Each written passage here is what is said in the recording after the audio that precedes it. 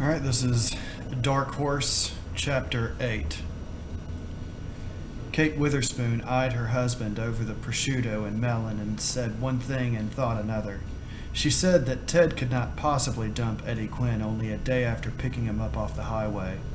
She thought of the two figures on a painted music box her father had given her for her 6th birthday.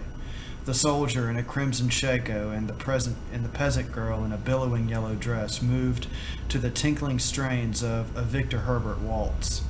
They circled and spun respectively, always facing each other but never touching. At first, Kate lived in hopes that the couple would embrace with the next turn of the key, but it never happened. Young Kate's hope finally dissolved in regret, a kind of sweet melancholy that lasted until the day she backed her tricycle inadvertently into the music box and smashed it. "Of course I'm not going to dump Eddie Quinn publicly," said Ted, "but I'm sure as hell not going to do a thing for him." Listening to her husband's dry, humorless voice, Kate wondered how many times the toy figures had waltzed through their smiling remote routine before the box fell apart. On a surface level, she answered him evenly. "You've got to admit that this human depletion allowance is a shrewd move. Maybe your man is smarter than you thought." "Demagogic crap," Witherspoon glared at his melon as though it shared culpability with the candidate. The Witherspoons were lunching late at Washington's Soulgrave Club, the exclusive women's club near DuPont Circle. Kate had been invited to join by an aunt, a Truitt, who assumed that a female politician of old family would find respite in an atmosphere of ordered propriety. Actually, Kate felt the Soulgrave's mood to be in as dated and hand-painted china as she seldom used the facilities. Today it was Ted who suggested they lunch here. Husband and wife faced each other across the ivory linen embellished with the club's silver and 2 glasses of Ted's favorite Santorin, a Chateau de Yquem. Television and long-distance calls had relayed the initial reaction to Eddie Quinn's press conference: consternation in the oil industry, and baffled curiosity among the voters. Few Americans yet knew quite what to make of candidate Quinn, but the whole country was talking about him. "It's hard for me to understand how you could quiz Quinn for 4 hours," said Kate, "and still not know where he stood on the issues. We were guilty of a mistake we'd never make in business. Too much faith in Stackpole and not enough personnel direct detective work. Maybe you crowded him too early and too close.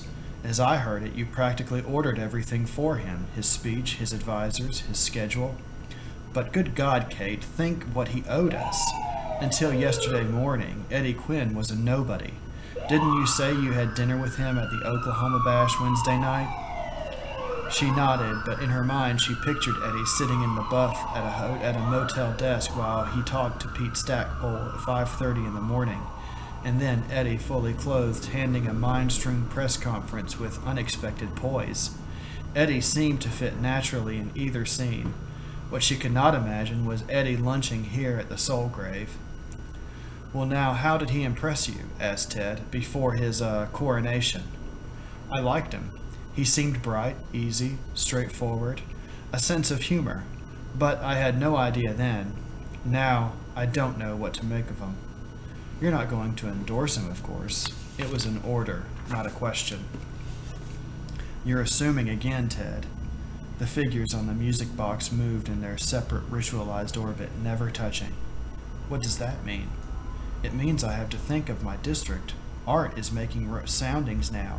He's going to report this evening. I might just say nothing. After all, Quinn is the party's nominee. I just don't know." "He boots your husband in the ass, and you just don't know." Ted dropped his ponderous tone, and with each leaden word, Kate felt herself shrivel. "I'm in politics," she said. "You should know. You bought the seat for me." They were back again to their dead end, the place on the music box where the figures froze and the melody stopped. Ted had urged her into politics 4 years ago, bankrolled her primary and general election campaigns in Texas' 5th Congressional District, which included a large slice of Dallas. He assumed, of course, that a Witherspoon vote was never in doubt on any gut issue. "I've heard that line before somewhere." He drained his wine without looking at her. I have to go back to Dallas tonight, so I'm going to run out this afternoon and see Susan. Any message? She shook her head. I'm having dinner with her tomorrow night. Their 16-year-old daughter Susan was a student at Foxcroft, the fashionable girls' school near Middleburg, Virginia, where proper young ladies learn to ride and to nurture a decorous, unobtrusive guilt over their social and economic advantages. It had been a year since the Witherspoons had gone together to visit their daughter. When are you coming back to Dallas? Ted laid his napkin on the table. The lunch, among other things, was over. Probably Monday. I have 2 hard weeks of campaigning ahead of me. No sweat, you'll beat Larson hands down. Maybe, but I can't assume anything, dear. She blessed him with one-upsmanship smile, and promptly regretted it. The old games had an acrid taste. On their way out of the dining room, Ted nodded to the head of a Washington brokerage house. The man smiled with the spurious sympathy reserved for those who have just committed an enormous error in judgment. Ted winced. Worse than Eddie Quinn's betrayal was the fact that Ted Witherspoon had become an object of ridicule. The Witherspoons parted near the grandfather clock in the club's foyer on a plane of deadly etiquette. Kate cabbed to the Rayburn building on Capitol Hill and walked to her office, along wide, marbled corridors that were all but deserted. Congress had recessed 2 weeks earlier to give members time to defend their $42,000 500 seats against the biennial invasion of uncouth hordes springing from the creeks, sewers, and fountains of popular vexation. Kate had dispatched her own staff to Dallas for the duration of the campaign, leaving only Debbie Eicher, a sallow and happy girl who salved her wounded psyche with compulsive work habits, to handle the Congresswoman's phones and mail. Kate greeted Debbie, told her to screen out all but the most important calls, then retired to her inner office with its uncluttered desk, its shelves laden with reference volumes, and its lone photograph, a picture of Susan taking a jump astride Jenny O, her favorite mare. As for those autographed photos of politicians beaming fatuously at one another, a staple in most congressional offices, Kate found them dreary and would have none of them. Instead, the one unshelved wall of her office held 4 Miro prints, bright, zany creations that invariably gave Kate a lift during her rare fits of depression. She settled into the big leather swivel chair, swung toward the prints, and commanded herself to think about the day's #1 political problem, Mr. Eddie Quinn. To endorse or not to endorse? To Kate's amusement, but not to surprise, she found herself twisting the question into a more personal one. To embrace or not to embrace? Kate smiled at this alteration. In other, younger years, she would have berated herself for shifting mental gears without intent. The younger Kate had been up to her stately eyebrows with shouts and shawls and musts, but now, thanks in part to the expensive shrink who invested his earnings in real estate and who could subdivide, zone, and landscape almost any psychological terrain except his own, Kate had learned to plumb her feelings with a fair degree of honesty. Furthermore, she had coined her own slogan, "Heed the Need." Now, adhering to a recent custom, she closed her eyes, stretched her legs, and relaxed. After a few blank moments, she asked herself, "How do I feel about Eddie Quinn?" Quick, impulsive, flash reaction, no thinking, just the feeling, please. Prompt answer, good. Okay, Kate, does that feel a little good? Medium? Good? Very good?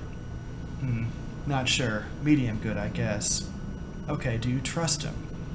Quick feel, don't think. Answer, yes. Is Eddie a plus or a minus in your life? He's a plus. Could you imagine getting really involved with Eddie? Yes. Could you imagine living with him? No. Why not? Because he's different. Hangs around Elks Lodges and bowling alleys. Probably used to cut the grass in his t-shirt. Eddie would never hang Miro prints in his office. Can't picture him greeting Susan at Foxcroft or reading Nabokov. My God, did Eddie read books? Or listening to Casals? There ain't no easy run. Ugh. But this is nitpicking. No, it isn't. These are the little beads of water that drip endlessly. A Chinese torture of the spirit. No, that's not right. That's intellectualizing. not feeling. Well, start again. Sex only this time. Now how do you feel about Eddie? Great. Let the feeling flow from your shoulders slowly all the way down. Now do you feel a desire for Eddie? Yes. Strong or so-so? Strong. Okay, Kate, heed the need. She opened her eyes and felt that sure welling sensation. It was good to know and trust the body's own primer of knowledge without the fancy, tricky script, all swirls and spirals that the brain fabricated. The body gave no final answers, but it often pointed the way. One denied the body's message at one's peril. The last time she had tried this was 3 months ago when she asked her feelings to speak to her about her husband. A quarter of an hour later, she knew that she and Ted were finished emotionally. The legal tie of marriage hardly mattered now. It held advantages for both of them in politics and in business, but that it would break sometime, 1 year, 3, she had no doubt. Catherine Truett Witherspoon bore but occasional banners in the women's liberation movement, yet she regarded herself as a free female. Her own hands, she believed, held her destiny now. She had gained in self-confidence and mental peace in the last year. She was no longer dependent on anyone. She acknowledged her need for a man and for love, yet she was also aware of other demands. Kate had learned that within this not unbeautiful body of hers, there stirred long conflicting desires for love, for influence, for creature comforts, for admiration, and for something she called the impact. She yearned to make a personal impact on society, to mold and change it in some manner so that she could look at her handiwork as she might at home she had designed and built and say, "I did it." She realized that her own pride of accomplishment was just as important, perhaps more so than the change itself, and for that she made no apology because the feeling, good, bad, or indifferent, was part of Kate, and to no other person did she owe the fealty that she did to Kate Witherspoon. And she knew that she would cheat herself, risking misery, if she sacrificed one need for another. She wanted love desperately sometimes, but never at the expense of her designs and wielding influence, making the impact, or even for the comforts of an urbane life. No, love in a hovel for her, and no entanglement with a man who would belittle her impact, sabotage her desire to join the movers and shakers, or try to reduce her to one of those submissive doll-like creatures who tag after a man and find doubtful solace in his reflected image. Her husband never consciously tried to do this, yet she found it strange that Ted, after urging her into politics, soon began to denigrate and resent her success, even as he profited in business by his connection with the congresswoman. She knew intuitively that Ted felt threatened by her, that her growing independence and decisiveness compromised his contempt of his own manhood. That he occasionally fled to the bosoms of more pliant women, she had no doubt.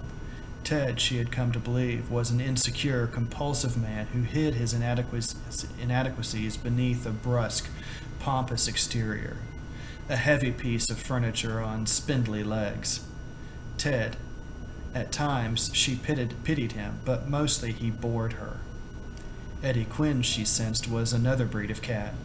Eddie had easy confidence in his sexual powers, and no woman, waitress, clubwoman, or politician threatened him. No doubt Eddie derived much of his confidence from his never articulated yet always prevailing assumption that women were not equal beings. He might defer to them, flatter them, work with them, or even take them seriously. He might, she guessed, concede that some women were shrewder, more attractive, healthier, and more intelligent than he was, but Eddie would never concede that more brains, beauty, compassion, and capacity for love added up to a superior being. He was a male, with a magic penis, and that settled it. Kate intuitively felt that her reading of Eddie was not far from the truth, yet the portrait did not repel her. She had no compulsion to crack the male ego, to prove herself superior, to deflate masculine balloons. The fact that Eddie's assumption of male dominance was absurd made little difference to her. His confidence made him easy to be around, and no woman had to resort to flattery and games to bolster his ego. And politically, Eddie was intriguing. She knew now that her bitchy telegram was an error. Eddie wasn't downgrading her in his acceptance speech. Kate Witherspoon was probably far from his mind last night. She was convinced of that after watching his press conference today. Eddie was widely open politically.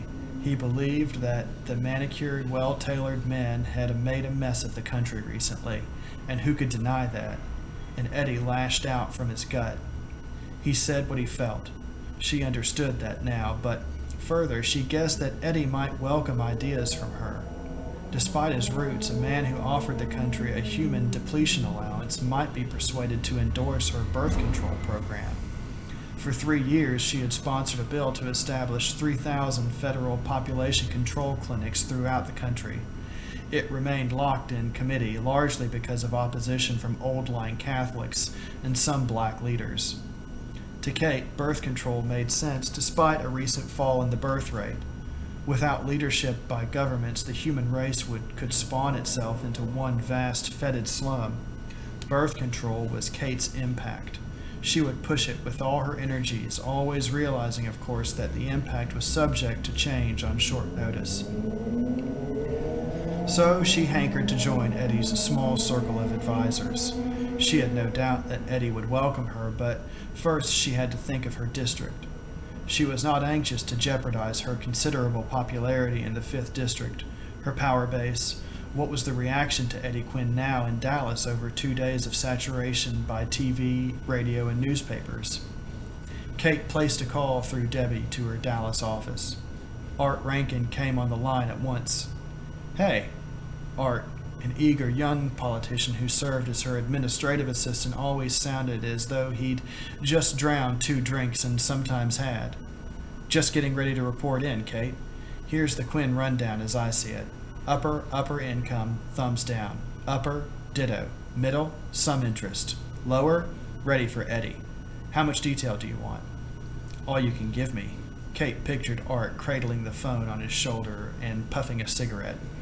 "Okay. With 1 speech and 1 press conference, Quinn made Pinholster a present of the whole damn big money vote down here. Your kind of people were all for Hudson, as you know, Kate, but they're boiling mad at Quinn right now.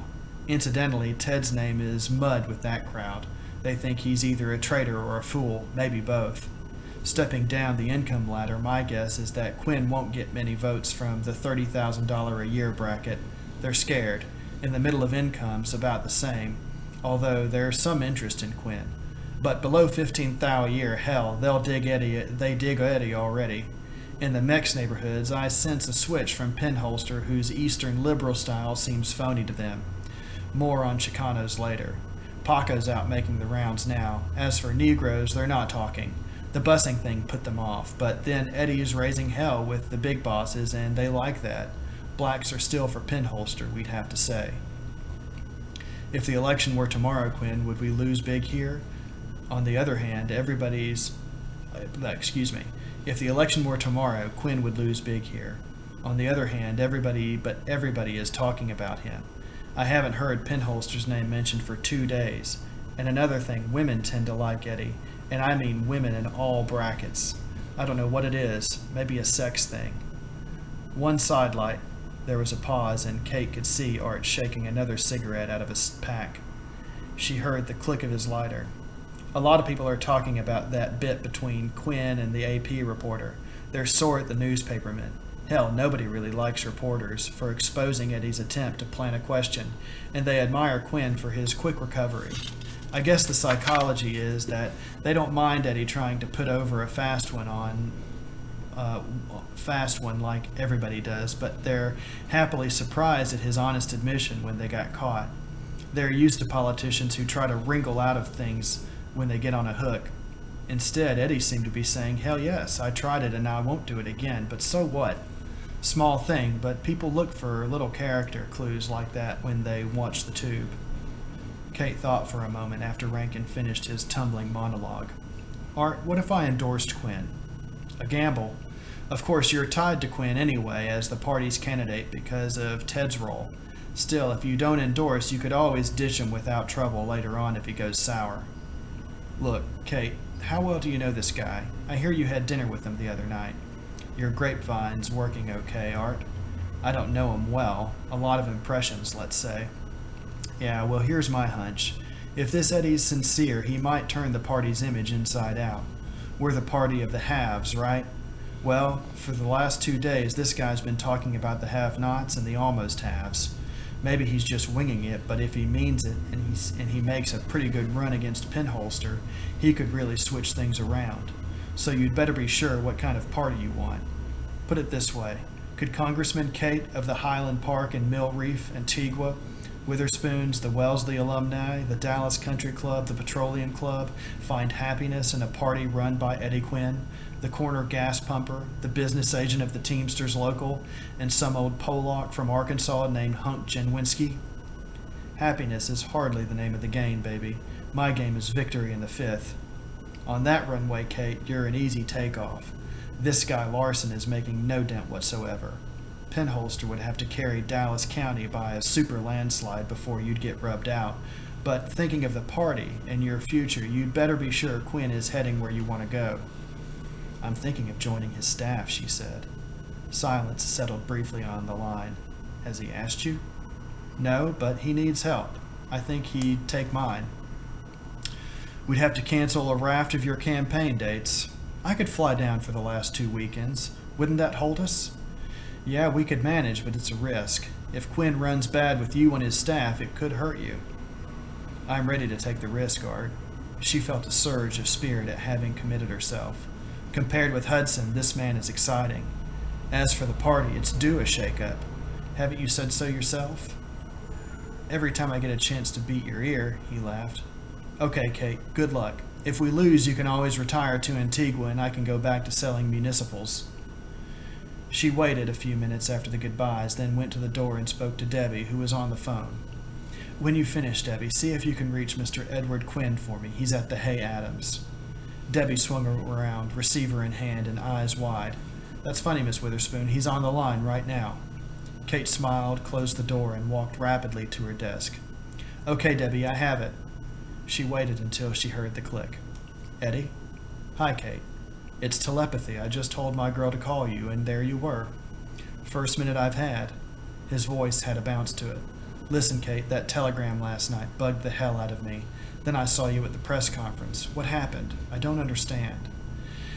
I was the one who didn't understand, Eddie. Kate was surprised at the tremor in her voice. I got a crazy idea that your speech was aimed at me. Too much Apollo and not enough sleep, I guess. Do you forgive me? Sure. Accepted, filed, and forgotten. Did you get the roses? Yes, Eddie. They were as nice as the card. She wondered when she could tell him that she had let the flowers slip into the wastebasket. If I'm forgiven, can I ask a favor? It's already granted, but what is it? I'd like to join your staff. Help with ideas, strategy, speeches. You know the works. Great. Kate, you're wonderful, but are you sure you want to climb aboard this old trucker trailer? And how about your district? I've been through all that. The district's fairly safe. Well then sure, be up here at the Hay Adams at 10 tomorrow. We're going to bang some ideas around.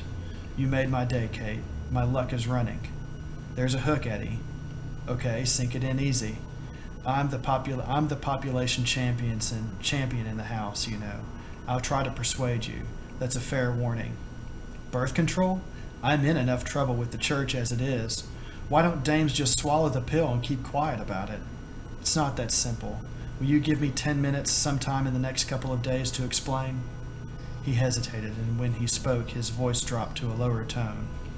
Kate, that's why I'm calling. I don't want to give us 10 minutes. I want hours. Are you busy tonight? No. Well, let's spend it together. How about it?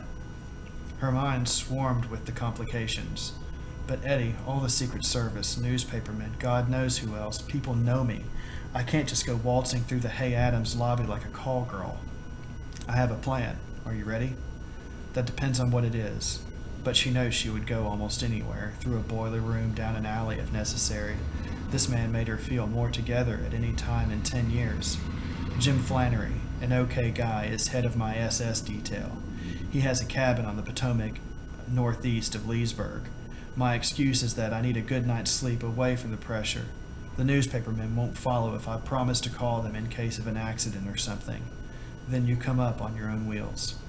Flannery will know about us, she protested, but the fact did not seem terribly important. I'm sorry, Kate, but he already does. He handled the Galaxy in Houston and the Roses. Jim doesn't talk. It's part of the code. He paused. Baby, please.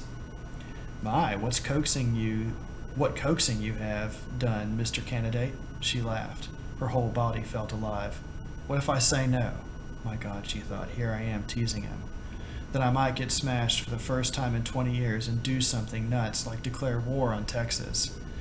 Okay, Eddie, I'll come. What time and how do I get there? 9 o'clock. He gave directions from Leesburg to the cabin and made her repeat them. Jim says there's an old wooden gate at the end of the lane. He'll wait for you there. So the conspiracy was planned before you called. And you, a man who asked the whole country to trust him. She made a tisk sound. I'll rent a car. My Texas plates are too well known. At least we'll be the only couple tonight with an official government beard. Until 9, Eddie. 5 minutes later, Kate was on her way to the hairdresser's with thoughts of politics, the Texas 5th District, the impact, Eddie Quinn, and a shack on the Potomac. In the cab, she hummed a few bars. She caught herself. There ain't no easy run. My God, Kate, next you'll be bowling at the Menheisen's Pontiac.